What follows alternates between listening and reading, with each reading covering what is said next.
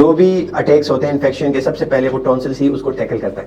تو اسی لیے ٹونسل اتنے زیادہ انوالو ہوتے ہیں، اس لیے بار بار ٹونسلائٹس جو ہوتا ہے وہ اتنا کامن ہے. امیونٹی کی زیادہ تر برڈن ہوتا ہے وہ ٹونسلس پہ ہوتا ہے. تو اسی لیے بار بار جو انفیکشن ہے نا، وہ یوں سمجھے جیسے پہرے دار کا کام کرتے ہیں جو آپ کے گھر کے باہر کھڑے ہیں. بچوں میں یہ سلیپ ایپنیا کر سکتی ہیں، جیسے بچوں کو منہ سے خراٹے لیتے ہیں، رات کو ان کا سانس بند ہو جاتا ہے، ناک بند ہو جاتا ہے، ان کو سانس لینے کا مسئلہ ہو جاتا ہے. السلام علیکم. ہم نے نوٹس کیا ہے کہ 92% ویوز ہمارے پاس ایسے لوگوں کی طرف سے آتے ہیں جنہوں نے ہمارے چینل کو سبسکرائب نہیں کیا.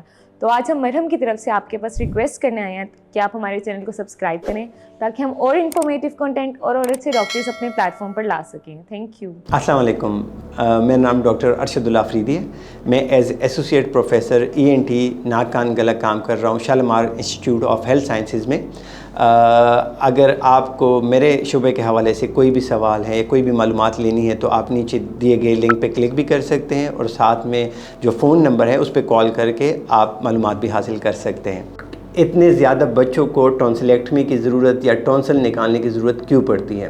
سب سے پہلے جو ایک چیز ہم سب کو کلیئر ہونی چاہیے کہ ٹونسلز ہر بندے کے ہوتے ہیں. جو بھی بندہ پیدا ہوتا ہے، نارمل برتھ جو ہوتی ہے کسی بھی بچے کی، اس کے ٹونسلز ہوتے ہیں. لیکن بعض دفعہ یہ ہوتا ہے کہ شروع میں ہمارے جب ہم چھوٹے ہوتے ہیں تو اس وقت جو آپ کی امیونٹی کی زیادہ تر برڈن ہوتا ہے وہ ٹونسلز پہ ہوتا ہے. تو اسی لیے بار بار جو انفیکشن ہے نا، وہ یوں سمجھے جیسے پہرے دار کا کام کرتے ہیں جو آپ کے گھر کے باہر کھڑے ہیں. جو بھی اٹیکس ہوتے ہیں انفیکشن کے، سب سے پہلے وہ ٹونسلس ہی اس کو ٹیکل کرتا ہے. تو اسی لیے ٹونسل اتنے زیادہ انوالو ہوتے ہیں، اس لیے بار بار ٹونسلائٹس جو ہوتا ہے وہ اتنا کامن ہے. ٹھیک ہے. اور بچوں میں اس لیے کامن ہے کہ ساری responsibility, almost majority responsibility immunity کی جو ہوتی ہے وہ شروع میں ٹونسلس پہ ہی ہوتی ہے. جیسے جیسے ہم بڑے ہوتے جاتے ہیں وہ پھر ڈسٹریبیوٹ ہوتی ہے باقی جو آپ کے پارٹس ہیں اس میں. اب ٹونسل نکالنے کی ضرورت کیوں پڑتی ہے؟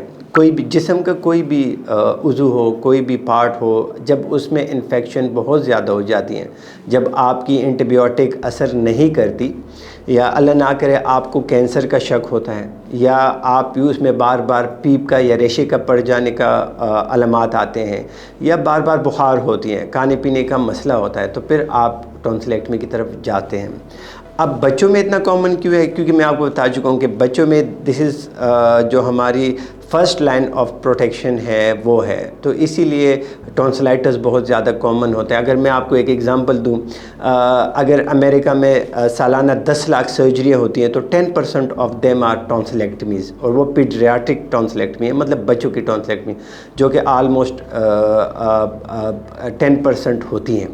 تو اسی لیے بچوں میں یہ بہت زیادہ کامن ہوتی ہے. اور اسی طرح بچوں میں یہ سلیپ ایپنیا کر سکتی ہیں، جیسے بچوں کو منہ سے خراٹے لیتے ہیں، رات کو ان کا سانس بند ہو جاتا ہے، ناک بند ہو جاتا ہے، ان کو سانس لینے کا مسئلہ ہو جاتا ہے، اور وہ رات کو مختلف آوازیں آتی ہیں، ناک سے ریشہ آتا ہے، جو اسی کی طرح ایڈینوائڈ جس کو ہم کہتے ہیں، دے آر لائک ٹونسلس، لیکن وہ ناک کے پیچھے ہوتے ہیں. تو they are almost same thing. ٹھیک ہے. تو اس کے ساتھ بھی بعض دفعہ آپ کو as a part of this surgery آپ کو ٹونسل ریموو کرنا پڑ سکتے ہیں. اچھا، ٹریٹمنٹ یوزولی ڈیپینڈ کرتا ہے. پہلے ہم جو علاج کی طرف جائیں تو پہلا علاج یہ ہے کہ ہم اس کو میڈیسن سے ٹریٹ کرنے کی کوشش کرتے ہیں. یاد رکھیں، جو ایک ہمارا ہے کہ ہر گلا خراب ٹونسلائٹس نہیں ہوتا. یہ آپ کے کنسلٹنٹ نے ہی بتانا ہوتا ہے کہ اس وقت آپ کو ٹونسلائٹس ہے یا باقی جو گلے ہے اس کا انفیکشن ہے.